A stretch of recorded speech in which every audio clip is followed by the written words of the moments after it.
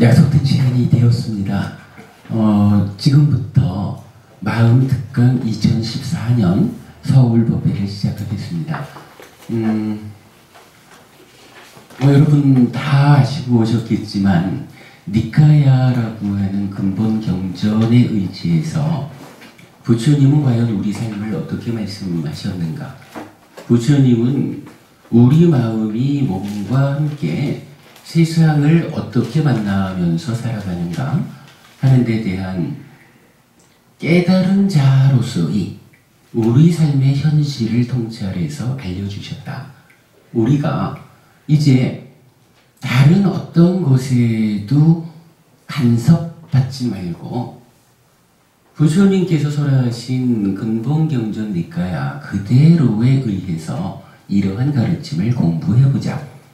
이 공부를 통해서 나의 삶을 부처님처럼 부처님을 향해서 부처님이 실현한 괴로움 지로 행복 백의 삶을 우리도 실현해보자. 이런 공부를 위해서 첫 걸음을 뛰는 자리다. 이렇게 우리 마음특강 이해할 수 있겠습니다. 오늘 우리 이 시작하는 자리를 축하하고 격려해주기 위해서 대원정사의 주지스님께서 이 자리에 와주셨습니다. 스님 모셔서 인사의 말씀, 격려 말씀 듣도록 하겠습니다.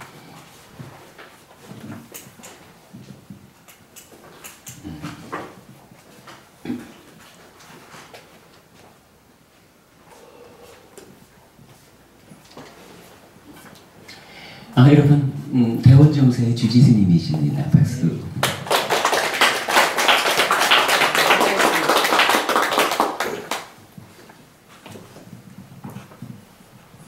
제가 간단한 주지스님 맡고 있지만 아직까지 이런 마이크에서 이야기한다든지 대중 앞에서는 좀 스스로가 아직까지는 익숙치 않습니다. 출가했으면 모든 다 잊어버리고 다 놔야 되는데 아직까지 흡수근이 많고, 다만 해피 스님이 좀 다른 데서 열심히 하시다가 여기 오신 지 벌써 거의 만 3년 접어들고 계시죠. 네.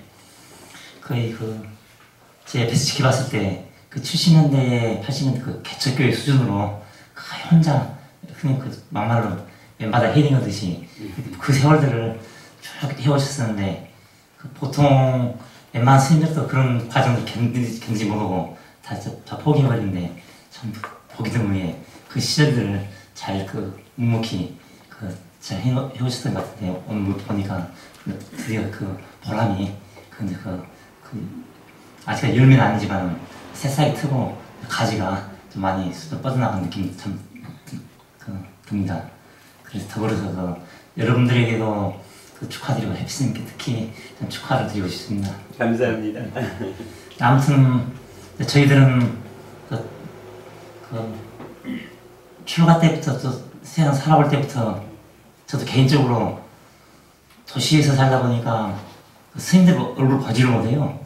한 20대 좀 넘어 가끔 스님들 얼굴 보게 되고, 그래서 그런 부분들이 머리 깎은 중이라든지 그 정도 수준으로 알고 있다가, 그래서 어떻게 30대쯤 돼가지고 절집을 조금 알고 그렇게 알았다 할지라도 그것이 사실은 부처님의 근본 가르침하고는 조금 차이가 있는 북방불교, 대승불교 그런 부분이 전부인 줄 알고 살았던 시절들이 그게 전부예요.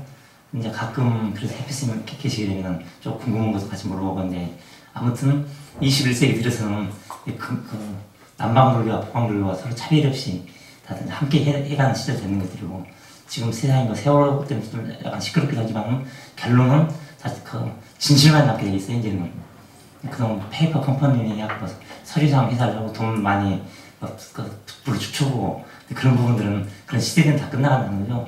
이제는 남방, 북방, 천주교, 기독교 상관없이 결국 이런 과정을 통해서 진실만 좀 살아남는다는 확신이 저 같은 개인적으로 그런 확신을 가지고 있고, 그 진실을 향해서 가는 길에 해피스님도 한 목을 단단히 하고 있다는 생각을 항상 옆에서 지켜보면서 느끼고 있습니다.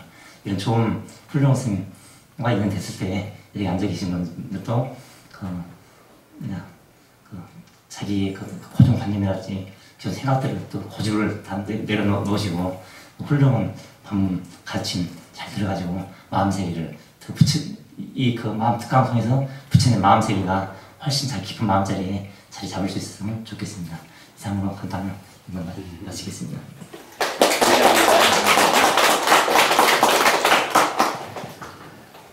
그렇습니다. 스님께서 말씀해 주시지만 벌써 3년 가까운 시간을 이곳 대원정사 보리원에서 법회를 하고 있어요. 뭐 어찌 보면은 뭐 그냥 제가 법회할 공간이 필요합니다라고 요청을 드렸을 때 그 뭐 기왕이면은 좀 잘 알려지고 뭐 많은 사람들이 따라와서 공부도 하고 뭐 이런 스님이 와서 네 여기서 법회를 좀 합시다 하면은 얼마나 좋겠어요.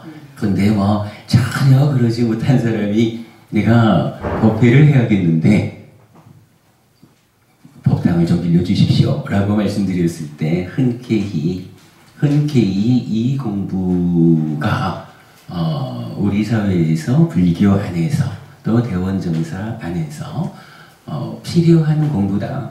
뭐 시작이 우리가 뭐 거창하지 않더라도 해야 할 일을 해나가기 위한 그런 쓰임새로 이 자리가 자리하는 것이 타당하다. 늘 이제 그런 말씀으로 저에게 격려를 해주셔요. 스님 제가 늘 감사드리고 있습니다. 감사합니다. 그리고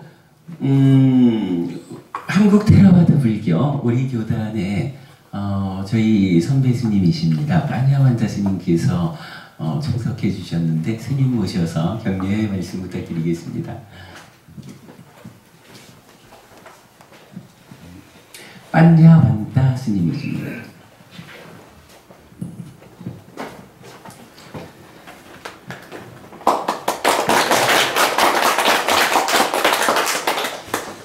오늘 이 자리는 정말 환심이 넘치는 자리 같습니다. 제가 이렇게 공개적으로 이렇게 웃고 하질 않는데 얼굴이 부서질 정도로 미소가 떠오르네요. 근본 불교 가르침의 그 불모지라고 할 수 있는 우리 이 땅에 니까야를 니까야로 풀어가는 그 해피선법회가 이제 거의 정착되어 가고 있고 또 지금 이 순간 부처님의 경전을 근거해서 마음의 메커니즘을 이해하고 명확히 밝혀내는 이런 특강이 마련된 것에 대해서 정말 신심나고 정말 당연히 이런 자리가 신작에 마련되었어야 되고 정말 기쁘고 환희심나는 아주 의미심장한 자리라고 생각되어집니다. 여러분들은 지금 오늘 이 자리에 앉아있는 이 자리가 망망대해에 떠있는 거대한 그 배 위에 올라있는 아마 승객과 같을 겁니다. 여러분 주위에는 삶과 죽음과 늙음과 그리고 슬픔과 고통과 사랑과 미워함들이 소용돌이 치는 험난한 파도 위에서 여러분들은 이제 이 물결을 무사히 저쪽 편안하고 안전한 곳으로 건너가시고자 하는 마음을 소원을 서로 삼아 이 자리에 오셨을 것으로 생각합니다.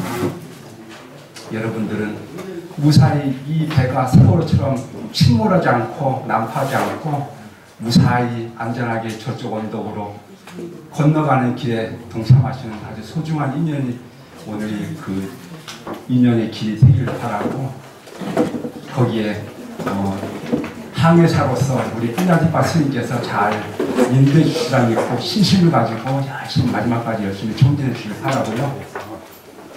그리고 마지막으로 한 말씀 더 붙인다면 오늘 이 법의 자리가 문득 이런 걸 떠올리게 하네요. 2600년 전에 부처님께서 첫 번째 수레바퀴를 굴리시던 날 법의 수레바퀴를 단맛 짝가라고 하는데요. 그 법의 첫 수레를 사성제의 진리를 입체적으로 완전히 통찰하시고 첫 번째 5 비구들을 향해서 이 법을 설하시죠. 그래서 완전한 깨달음을 이루게 하실 때 옆에 있는 그 천신들이 땅에 있는 신들이 먼저 외쳤습니다. 바라나시 선인들이 머무는 사슴동산에 부처님께서 법의 수레를 굴리셨나니 이제 삼은 바람도 천인 봄천도 말아도 아무도 이 법의 수레바퀴를 멈추게 할 수 없을 것이다 라고 그 땅의 신들이 예언을 했어요. 2600년을 지난 이 순간에 또 뿌냐디빠심이라고 하는 걸출한 이 출가 시행자에 의해서 법의 수레는 끊임없이 지금 굴러가고 있고, 이런 법의 자리에 그 천신들은 그 경전이 이렇습니다. 도솔천의 신들이 땅의 신들의 소리를 듣고 환희심을 소리쳐 지르고, 또 이 범천의 소리를 듣고 도솔천의 신들이 33천의 신들이 모든 신들이 환희하면서 이 부처님의 이 법의 수레에 대한 찬탄을 하셨어요. 그래서 오늘 그 법의 수레가 영원히 멈추지 않고 굴러가는 이 자리에 우리 뿌냐디빠스님께서 더 많은 공덕을 쌓으시고 또 여러분들 이끌어 가실 것을 믿고, 우리 테라와다 교단의 보물 같은 경전을, 니까야를 폭넓게 이해하고 깊이 이해하고 있는 우리 보물 같은 스님이세요. 이제 이런 보물 같은 스님과 함께 여러분들도 그야말로 보물 같은 불자들이 돼서 저쪽 모든 고통이 사라진 저쪽 언덕으로 무사히 건너가실 수 있는 그런 고귀한 인연의 자리가 됐으면 좋겠습니다. 감사합니다.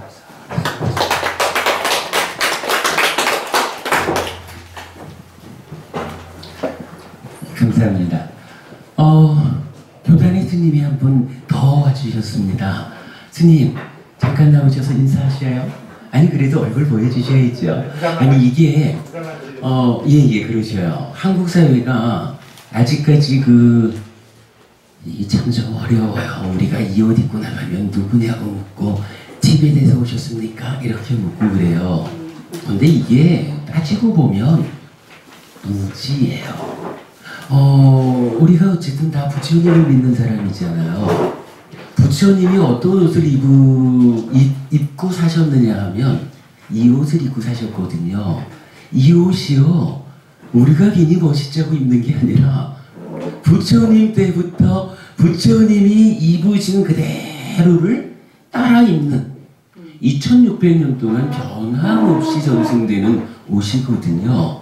그런데 이 옷 입고 나가면 중이에요? 이렇게 묻는 거예요. 왜?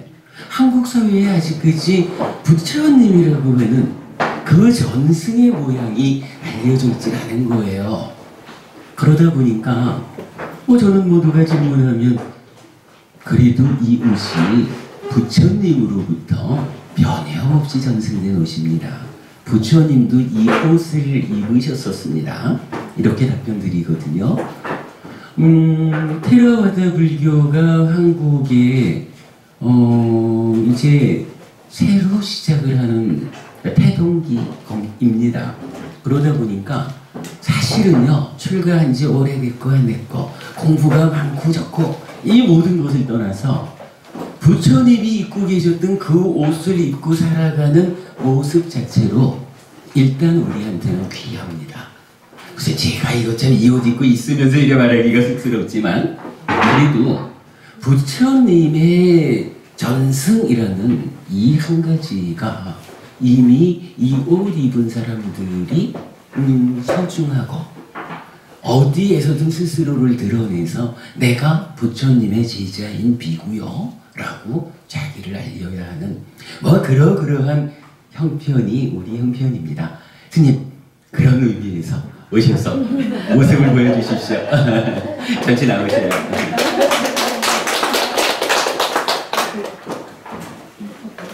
뜸을 들으시나? 뜸을 들으신다. 그러게 말이에요. 이쪽으로 오세요. 저기 기록이 남아요. 이 화면이. 그래, 그만하면 되겠어요. 마이크는 됐고요. 저는 지금 세우민에서 수행을 하고 있습니다. 그래서 한국에는 거의 지금 안 있고 지금 잠깐 들어왔다가 스님께서 오늘 법회를 하신다 그래서 참가해서 같이 좋은 법문을 듣기 위해서 왔습니다. 빼자삼이라고 합니다.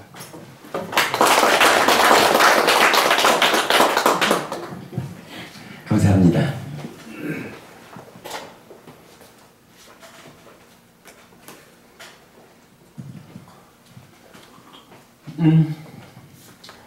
예, 뭐 말씀을 드리다 보니까 미리 다 말씀을 드렸습니다.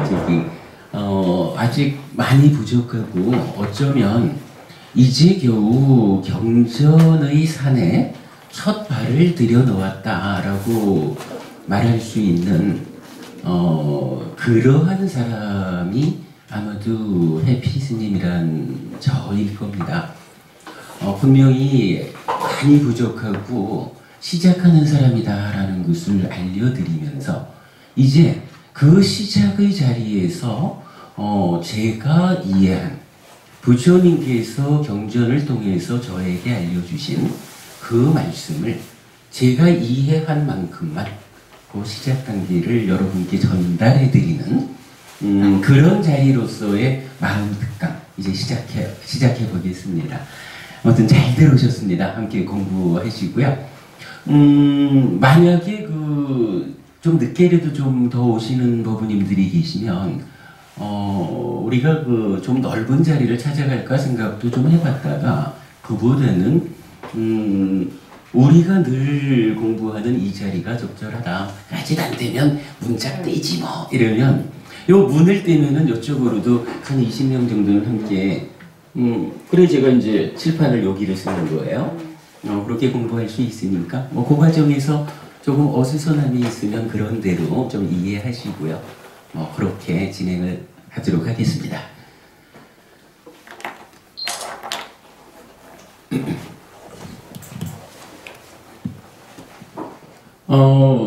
해피설법회 마음 특강이 화요일 날은 대구에서 법회를 하고요. 수요일 날은 부산서 법회를 합니다. 그리고 목요일 오늘 이제 이 자리에서 법회를 하는데 그저께 대구서 법회를 하고 어저께 부산서 법회를 하고 이제 오늘 법회를 제가 어떻게 운영할까라고 고민을 하다 보니까 한 가지 보이는 것이요. 그래도 조금 뒤에 하는 게 낫지 않을까 하는 생각 드는 게 대구 법회에서는 하나의 주제를 놓고 제가 욕심을 좀 많이 부렸어요. 욕심이 과하다 보니까 전체적인 이야기에 틀을 놓쳤던 것 같아요. 그래서 아마도 법부님들께 별반 만족을 드리지 못한 것 같다. 이제 이런 생각이 들었고요. 어제 부산에서는 대구에서 부렸던 욕심을 일단 내려놓았어요. 그 욕심을 놓고 교제에 의지해서 교제대로 이렇게 진행을 했더니 굉장히 좋아하시더라고요, 법부님들이. 뒤에 이렇게 말씀하시는 거 보니까 세상에 이러한 말씀이 부처님 가르침일 줄이야.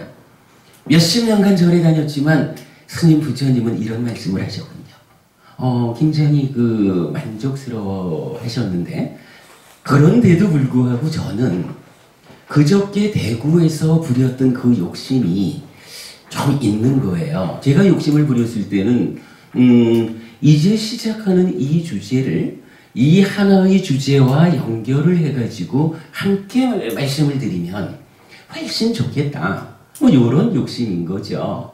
그러다가 욕심이 과해서 부산법회에서 내려놓았는데 그래도 오늘 오면서는 또 그 욕심이 좀 살아나요. 그래서 이 욕심을 과하지 않게 적정한 만큼만 잘 끌어가지고 오늘 여러분께 전달을 해보려고 합니다.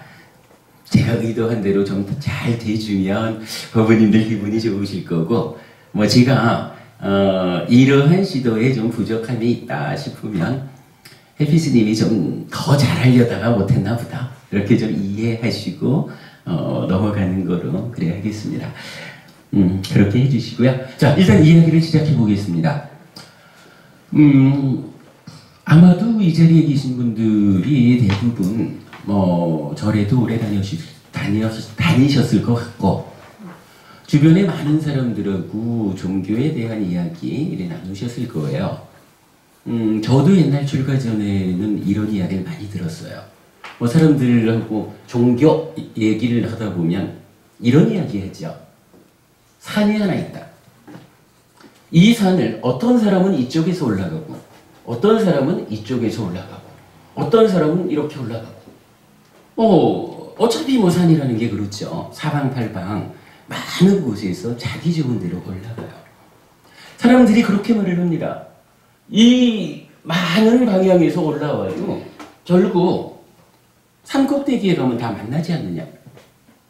오래 사셨으니까 부부님 아시죠? 산꼭대기 가면 다 만나지요. 그러니까 사람들 그렇게 말하는 거예요. 어차피 올라가면 만날 건데 절에 다니면 어떻고, 교회 다니면 어떻고, 성당을 다니면, 이슬람을 하면, 유대교를 하면, 힌두교를 하면 뭐 어떤가. 자기대로 그 종교에서의 최선을 다하면 올라가면 만날 건데요. 부부님 오늘 처음 뵙지요? 이 말씀이 어떻습니까? 타당한가요?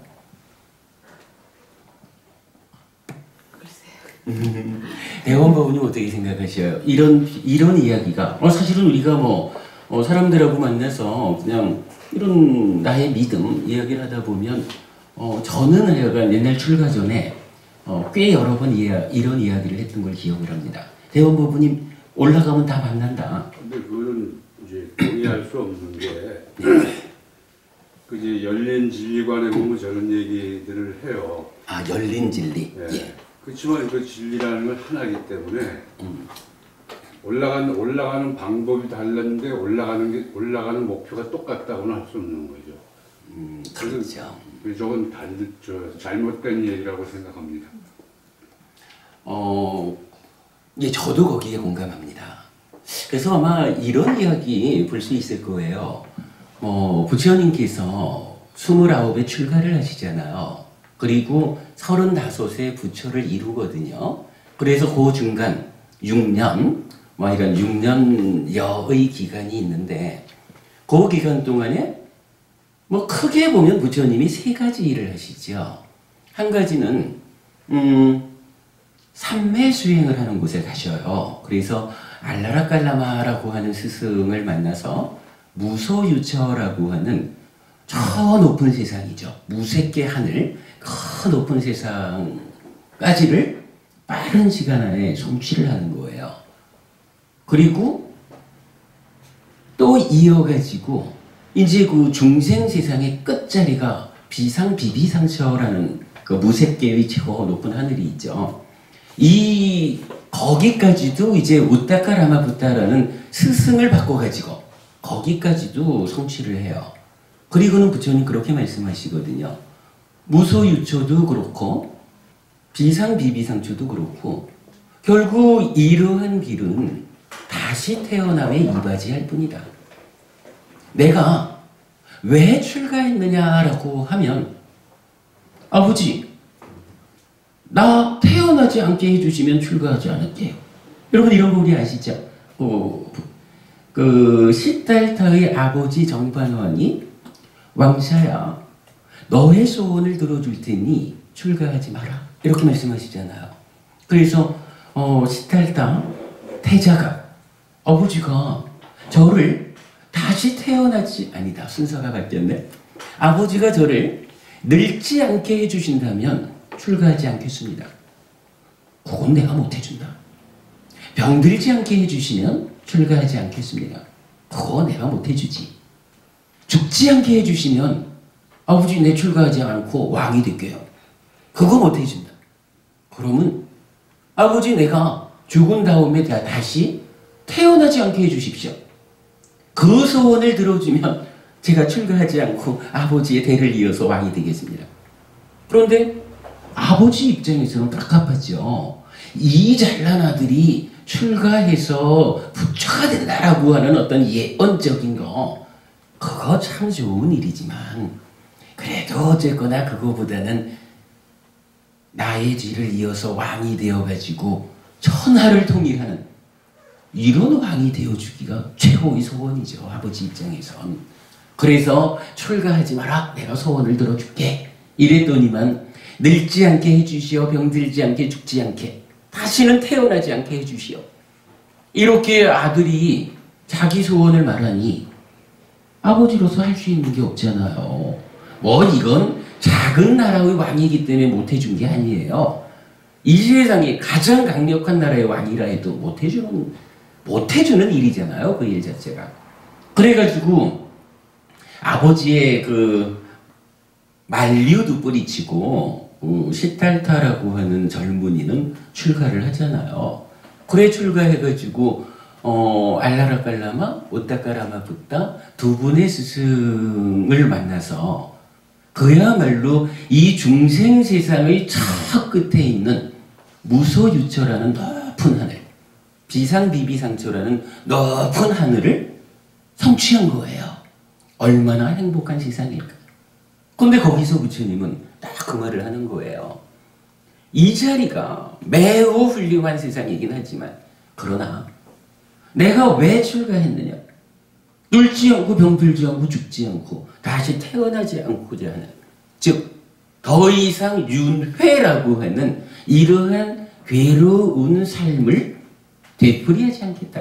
이것 때문에 출가를 했는데 이 세상이 좋은 세상이기는 하지만 그러나 결국은 중생 세상의 테두리 안에 있다. 그래서 조금 오래 살고 조금 인간보다 행복하기는 하지만 그러나 결국은 다시 태어나는데 이바지합니다. 이래가지고 부처님 그 삼매수행의 최고봉 표현하자면 뭐예요? 한 산의 꼭대기 여기까지 갔다가 이 자리는 내가 원하는 자리가 아니야. 이래가지고 떠나잖아요. 떠나고 나면 그 다음엔 어딜 가나요? 이제 숲속에 들어가서 고행을 하잖아요. 아마도 그 6년여의 시간 중에 가장 많은 시간을 고행을 하면서 보낸 것 같아요.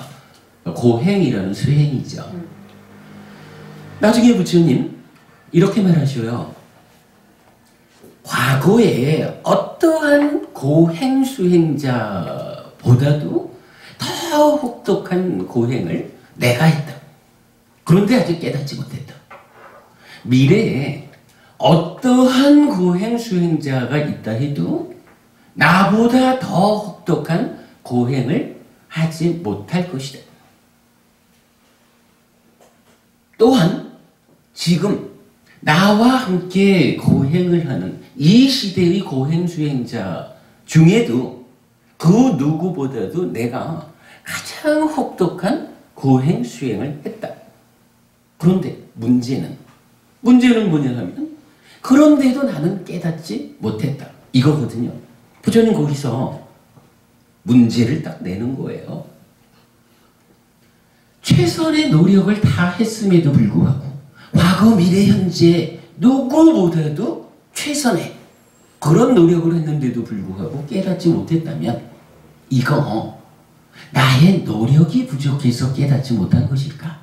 아니면 고행이라고 하는 이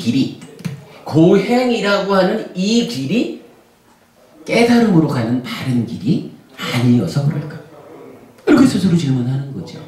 그리고는 스스로 판단하잖아요. 고행이라고 하는 이 수행도 깨달음으로 가는 바른 길이 아니다.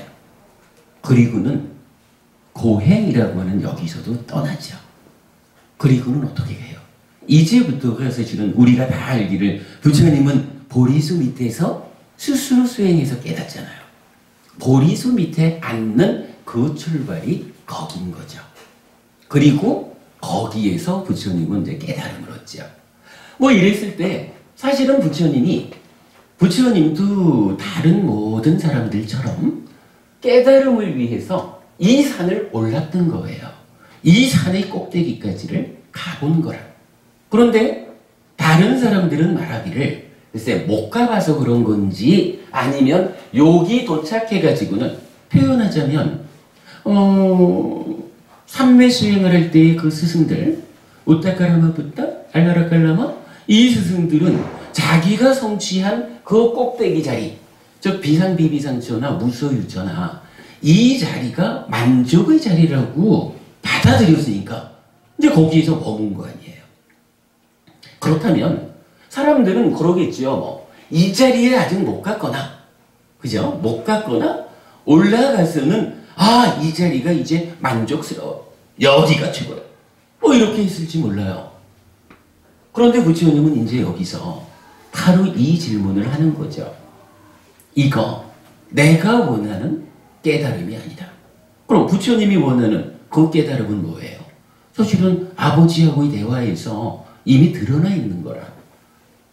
왜 우리는 늙고 병들고 죽어야 하는가? 죽으면 또다시 태어나가지고 이 태어났기 때문에 늙고 병들고 죽어야 하는 이러한 삶을 반복할까? 나는 이제 더 이상 태어나지 않겠다. 태어나지 않음으로 인해서 늙고 병들고 죽는 이러한 일체의 괴로움에서 벗어나겠다. 부처님 이거를 희망하신 거죠. 그리고 그러한 희망의 자리, 이 꼭대기에서 실현되지 않았다는 거죠. 그러니까 부처님은 내 목적이 이루어지지 않았으니 내 목적을 이룰 수 있는 자리를 찾아서 나는 자리를 옮긴다. 이래가지고 표현하자면 새로운 산으로 자리를 옮긴 거죠. 그래서 이 새로운 산을 이제는 그야말로 보통은 누구나라고 말하는 이 산이 아니라 별개의 산,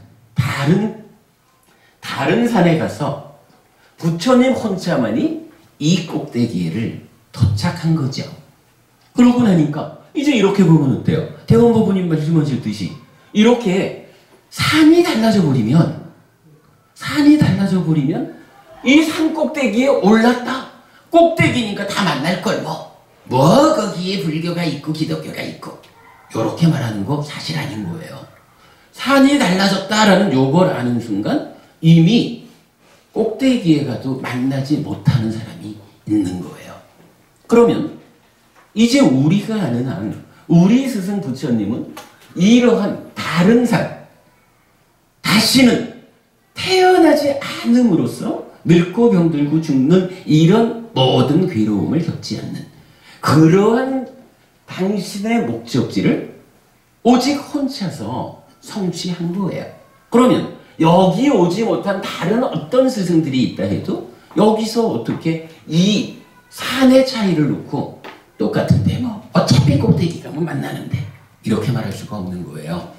이제 말이죠, 우리가 정말로 근본 경전 니까야 부처님께서 살아서 45년간 직접 설하신 이 가르침을 배워가지고 참으로 우리 공부가 불교가 남들과는 산을 달리하는 공부구나. 요런 부분을 우리가 알게 되면요, 이제 누가 아이고 어쩌고 저쩌고 이래 얘기하면 그대는 그대의 삶이 있어. 그대는 그대의 산을 오르지만 나는 스승을 잘 둬가지고 잘든 스승 덕분에 그대와는 다른 산을 오르는 사람이야. 뒤에 우리가 봐야겠지만 이런 것을 뭐라고 하나요? 불자의 자부심이라고 말하는 거예요. 사실은 많은 사람들이 공감하는 것이 불교가 인류 역사상 최고의 가르침이다, 최고의 성취다라는 것을 사실은 사람들이 인정을 해요. 그런데도 불구하고 불교 안에서 그게 출가든 재가든 불교 신자들이 부처님이 깨달아 보여주는 이 가르침을 그대로 배워 알고 실천하는, 그래서 그러한 삶을 실현하는 일을 우리가 해내지 않다 보니까 요새는 한국에서도 불교가 한국 불교 삼류래문요. 이제 삼류 종교가 됐고 시간이 좀 더 가면 어찌 될 줄 모른다 하대. 근데 요거요, 이러한 문제가 부처님 탓일까? 스승이 못 나가지고 불교가 삼류 종교가 됐다 하고 시간이 좀 더 가면은 없어질 거예요. 이거 부처님 탓이 아니거든요. 부처님은 으뜸되는 가르침, 1등 되는 가르침을 깨달아 가르쳐 주셨는데 제자들인 우리가 그것을 가르침 그대로 배워 알고 실천하고 그래서 그러한 삶을 실현하는 일에 게을렀기 때문에, 또는 아예 엉뚱한 데를 쳐다보면서 이게 부처님인 줄 알고 뭐 이러한 삶을 우리가 살아오고 있기 때문에 불교가 이러한 어려운 입장에 처하게 되었다. 저는 사실 그래요. 어제도 그 대구 불교 방송하고 이제 인터뷰를 할 때 그런 표현을 썼어요. 한국 불교가 이제 비장의 무기를 꺼낼 때가 되었습니다. 비장의 무기는 무엇입니까? 바로 부처님입니다. 물론 뭐 어느 절에나 가도 다 부처님이 있죠. 그러나 정말 이제 우리가 꺼내야 되는 비장의 무기로서의 부처님은 바로 이런 부처님인 거예요.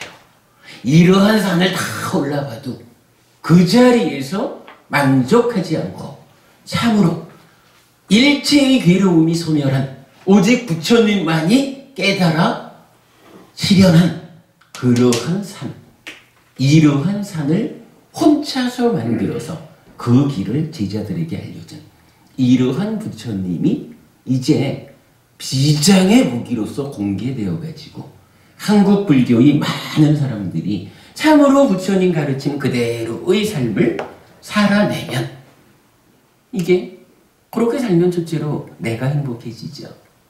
그렇게 사는 사람들이 많아지면 둘째로, 이 재밌는 표현이에요.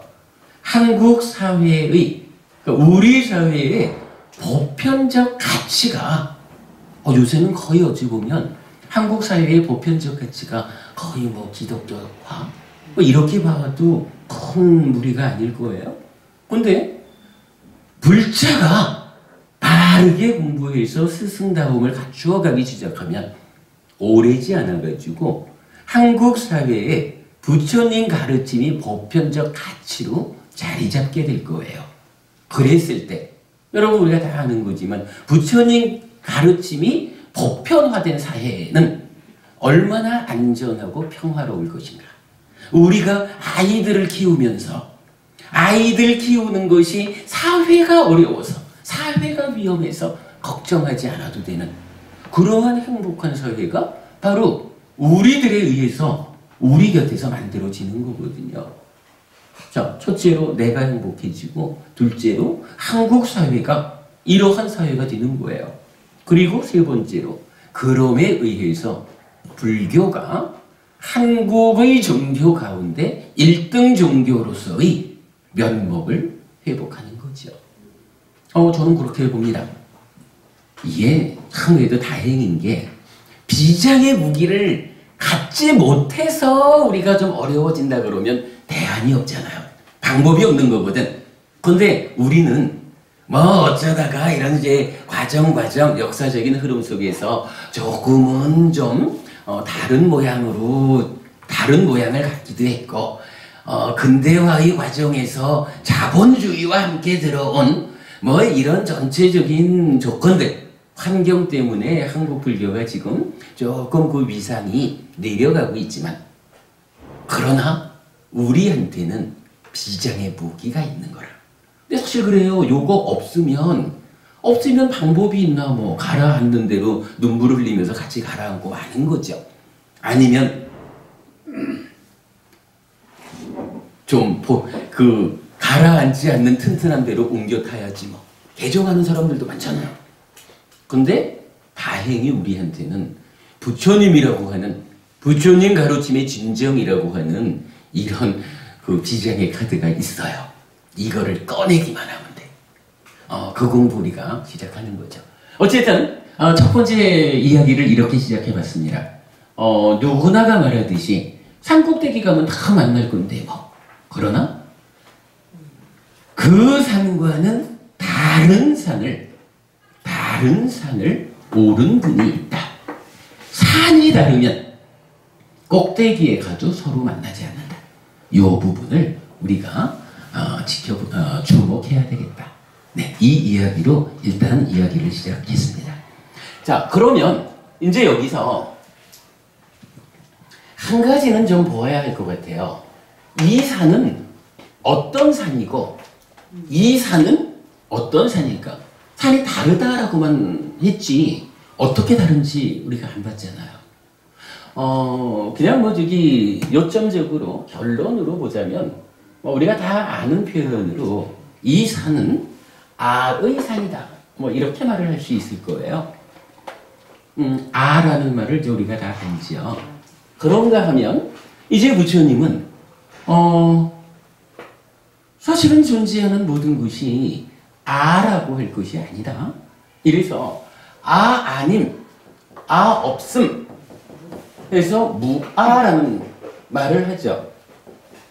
그래서 불교가 어떤 가르침입니까? 불교의 정체성을 말하자. 이러면 불교야 뭐니 해도 무아지요. 무아. 요 이야기 우리 이렇게 정리를 합시다. 불교 이외의 모든 가르침은 아의 산이다. 불교는 무아의 산이다. 요 이야기. 물론 이거를 우리가 이렇게 말하면은 그건 당신들 얘기지 뭐 우리 생각은 달라 라고 다른 종교에서는 말할 거예요. 근데 그거 괜찮아요. 우리가 불교 신자거든요. 부처님 제자니까 부처님 가르침을 기준으로 우리의 세상을 보는 거예요. 기본적으로 부처님이 누군가요? 완전한 깨달음을 성취하신 분이잖아요. 우리 눈에는 부처님이 알려주시는 이야기가 진리라 옳기 때문에 부처님 가르침대로 세상을 보고 그 가르침 안에서 나의 삶을 향상하는 거예요.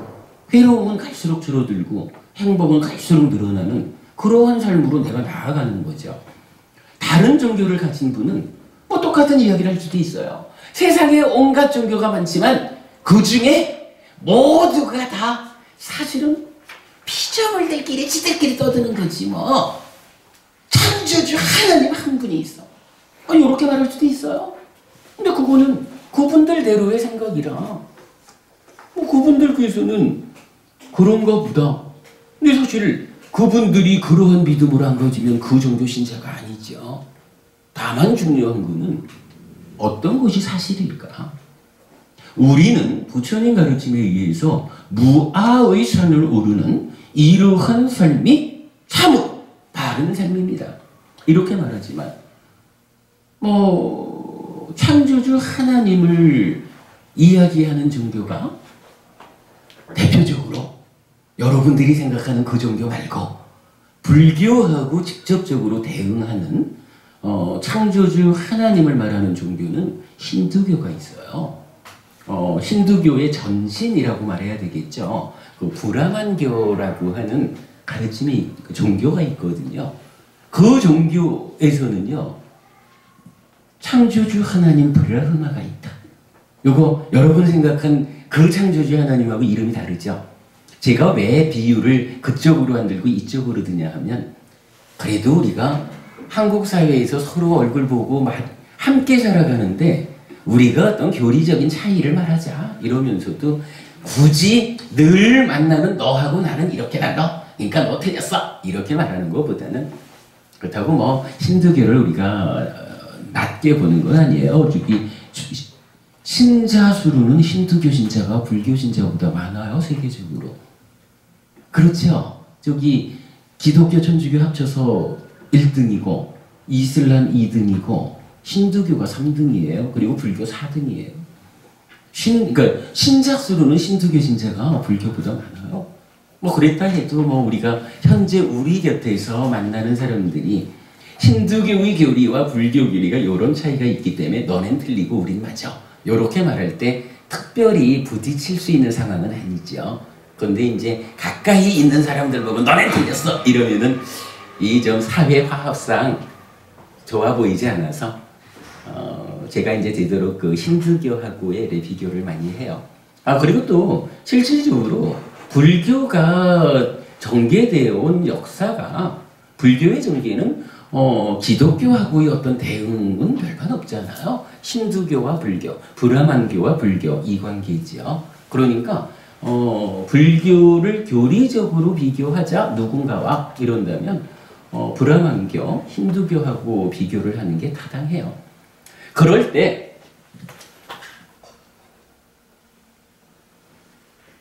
그럴 때에 이제 그 아와 무아라는 요거를 놓고 이제 힌두교, 그러니까 브라만 교에서는 어떠한 산을 오르길래 그러한 산을 아의 산이라고 할까? 거기에 비해서 불교는 이 어떠한 아가 없다, 어떠한 아가 아니기에 무아라고 할까? 이 부분을 우리가 좀 직접적으로 비교해 볼 수가 있을 것 같아요. 아까 말씀드렸듯이 그 대구법회와 부산법회를 좀 잘 연결해서 해보려고 하는데 이게 참 쉽지 않네요. 조금 그 연결 관계가 매끄럽지 않더라도 이런 두 가지는 해볼게요.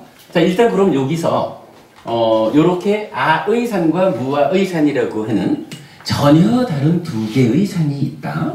그 중에 다른 종교를 믿는 분들은 각각이 자기들대로 자기 종교가 특별한 산이다. 그래서 좀 전에 그 얘기였죠. 우리는 무아의 산이라고 말하지만 아마도 브라만교, 힌두교에서는 창조주 하나님 브라흐마에 의해서 창조된 존재로서의 우리 이래가지고 다른 가르침을 말하는 종교와 구분할 수도 있죠. 이제 그런 부분을 일단 놓고 이런 두 개의 산을 전제한 상태에서 이제 교재를 좀 한번 보겠습니다. 마음특강이란 교재를 만들었는데 요게 6주간 우리가 얼마를 해낼 수 있을는지 사실 모르겠어요. 그래도 제가 의도하고 있는 전체 내용을 두 권의 책으로 만들고자 하고 그 중에 1권이 일단 만들어져서 여러분들께 나누어 드렸습니다.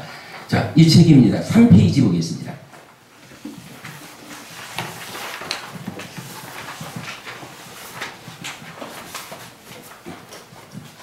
네, 3페이지 읽어보겠습니다. 해피설법의 교육과정 니까야로 푸는 니까야 1 기본기에 충실함 중에서 아의 산과 무아의 산에 대한 이야기입니다. 팔정도는 정정입니다.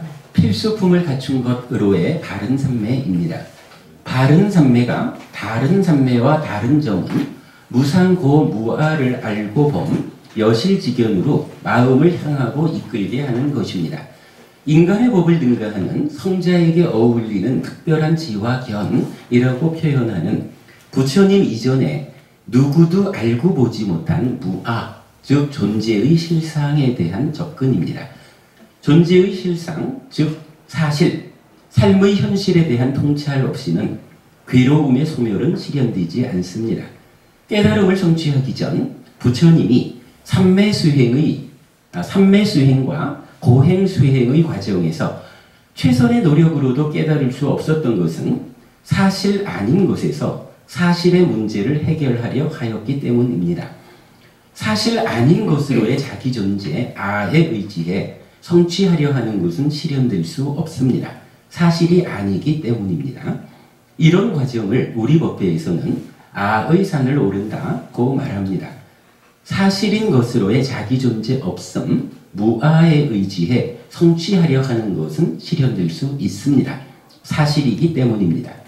이런 과정을 우리 법회에서는 무아의 산을 오른다고 말합니다. 그러기에 여기에 법부님께서 문제로 제기하신 바와 같이 요거는 요게 다른 하나의 그 주제 중에 일부이기 때문에 나온 말이에요. 거기에는 불교가 없습니다. 그 안에서 불교를 찾으려 하면 불교는 찾아지지 않습니다. 불교는 전혀 새로운 것입니다. 그러기에 거기에서 성공하지 못한 괴로움의 소멸에 이르는 길이 불교에는 있는 것입니다. 그러므로 불교만이 괴로움의 소멸을 이루는 유일한 길입니다. 라고 말하는 것입니다. 거기는 아산이고 불교는 무아산입니다. 무아산 꼭대기에 있는 깨달음은 아산을 올라서는 결코 닿을 수 없습니다. 아산과 무아산은 전혀 다른 산이기 때문입니다. 충분히 그 설명을 드린 거죠. 자, 이 이야기를 놓고 제가 하여간 두 가지 이야기를 하고 싶은데 이게 참 제가 이 참 말이 잘 안 되네요. 이 두 가지를 어떻게 좀 설명을 드리면 정말 어부님들 만족하실 만한 그런 말씀을 드릴 수 있을까 고민을 하고 있는데 지금까지도 잘 안 돼요. 근데 일단 여기서 제가 드리려는 말씀은 두 가지 주제입니다. 한 가지는요. 아라고 하는 말이 나타났죠. 요거 나라는 말이잖아요. 나. 누구나가 나라는 말을 한다. 그런데 거기서 부처님은 무아, 나 없음, 요걸 말한다. 라고 하면 이게 잘못하면 말이죠. 어머니, 해피스님 있죠? 해피스님 있거든요? 해피스님을 나라고 부른단 말이에요. 그리고 해피스님이라는 이 내가 지금 이 순간도 분명히 포부님들하고 이렇게 법회를 하고 있어요. 근데 여기서 무아 이렇게 되면 해피스님 없음. 요거 좀 곤란하잖아요? 만약에 나라고 하는 요것이 없다라고 하는 데 대해서 무언가 정당한 해석이 받침돼 주지 않으면 불교가 이거 완전히 그 비현실적인 이야기가 될 수 있어요. 아니 지금 여기 내가 있는데 무아 이래가지고 우리는 무아로서 깨달음에 가는 거요? 나 없음이요? 이렇게 말하면 이거 곤란할 수 있거든요. 그래서 한 가지 주제는 나는 무엇일까? 나라고 하는 것이 무엇이길래 부처님은 온갖 모든 가르침이 나라고 하는 것을 중심에 놓고 내가 괴로움에서 벗어나자, 내가 행복해지자, 내가 해탈하자, 이런 것을 가지고는 그 꼭대기에 가서도 참으로 괴로움에서 벗어나지 못하고 행복을 실현하지 못하고 해탈하지 못한다. 그 나를 버려야 참으로 갈 수 있다. 이렇게 말하는 걸까? 요 부분 우리 보아야겠죠. 요거 빼놓고 그냥 무아 이러면은 요거 약간 자칫하면 그냥 추상적인 이야기, 동화처럼 돼버릴 수가 있거든요. 요 한 가지 주제를 보아야겠고, 그 다음에 또 한 가지가 이제 방금 읽은 이 교재에서 이런 이야기를 했어요. 아의 산을 오르고자 하는 사람은 성취할 수가 없다. 왜냐하면 아라고 하는 것은 사실이 아니기 때문이다. 나는 지금 실제로 살아가고 있는 사실적인 존재인데, 그죠? 나는 지금 직접 살아가잖아. 내가 산다라는 것은 사실이거든요. 그런데 아의 산을 오른다라는 것은 사실 아닌 곳을 가는 거예요. 그래서 사실 아닌 것으로서 사실의 문제를 풀자라고 접근하니까 이 문제 안 풀어집니다. 이렇게 적은 거거든요. 그런가 하면 무아의 산을 오른다라고 하는 것은 사실인 거예요. 요게 전제가 돼야 되겠죠. 내가 무엇길래 무아가 나일까? 그러면 어쨌든 요게 전제된 상태에서는 무아의 산을 오른다라고 하는 것은 사실이라는 거예요. 그러니까 사실 위에서 사실의 문제를 풀으려고 하면 이거야 안 풀어질 일이 없죠.